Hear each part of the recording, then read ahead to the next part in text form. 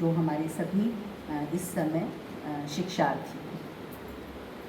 सर्वप्रथम मैं अपनी resource person doctor Rajiv Agrawal ji का बहुत बहुत हार्दिक अभिनंदन करती हूँ, स्वागत करती हूँ और आभार भी व्यक्त करती हूँ कि उन्होंने आज हमारे महाविद्यालय के लिए समय निकाला। देखिए बच्चों, मेरा एक कहना आपसे ये है कि आप एक शिक्षक को कैसे देखते हैं, एक शिक्षार्थी कैसे देखता है। वो देखता है कि वो एक शिक्षक है और वो पढ़ाता है। लेकिन आपने अभी सर का रिज्यूमे सुना तो आपने ये पाया कि उनका पठन पाठन से अलग जो कार्य है, इतने अवार्ड्स मिलना ऐसे ही नहीं हो जाता। शिक्षा के क्षेत्र में कार्य करना होता है। इतना रिसर्च पेपर्स लिखना, सेमिनार्स में जाना भी ऐसे ही नहीं हो जाता। कहने का अर्थ यह है कि एक शिक्षक कॉलेज से बाहर जाकर भी पहले बहुत कार्य करता है। आप ये न समझें कि वो 5 या 6 घंटे के लिए महाविद्यालय आया और उसका कार्य समाप्त हो गया।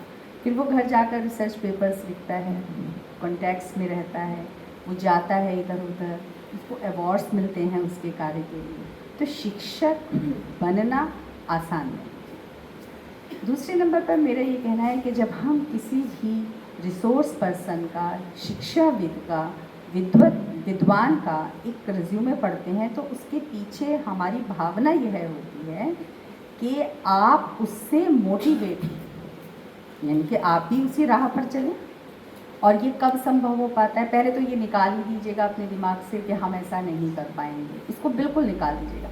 हम भी कभी ऐसे ही बैठते थे पीछे, ऐसे ही सुनते थे शिक्षकों को और उनसे मोटिवेट होते थे, हमारे भी कार्य हुए उससे।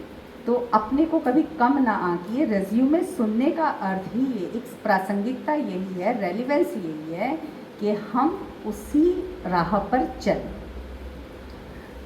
मैं आपका आभार एक और उसमें मतलब कहना चाहूँगी। आप देख रहे होंगे कि हमारे रिसोर्स पर्सन सरल और बहुत सादे है ना, आपको कहीं ऐसा नहीं दिखने में लग रहा होगा।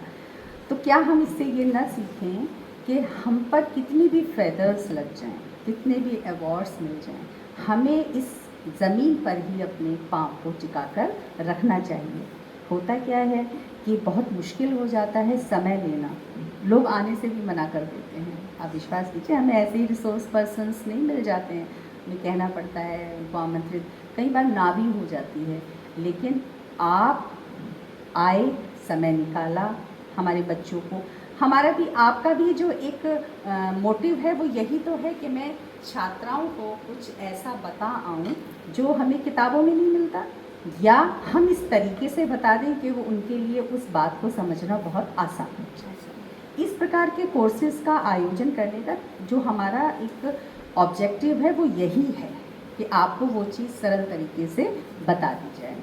और फिर हमारी ये मेहनत तभी सफल हो पाएगी, सर की ये मेहनत तभी सफल हो पाएगी जब आप उसको समझें, उसको लिख लें, उसको हमेशा के लिए अपने मस्तिष्क में बिठा लें।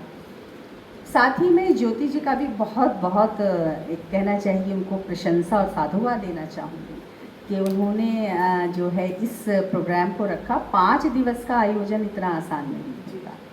तो थोड़ा सा मैं ये भी कहूँगी कि छात्राएं जितनी भी रजिस्टर्ड हैं उनकी उपस्थिति आप सुनिश्चित ही रखें और फीडबैक हर लेक्चर के बाद ज़रूर लें।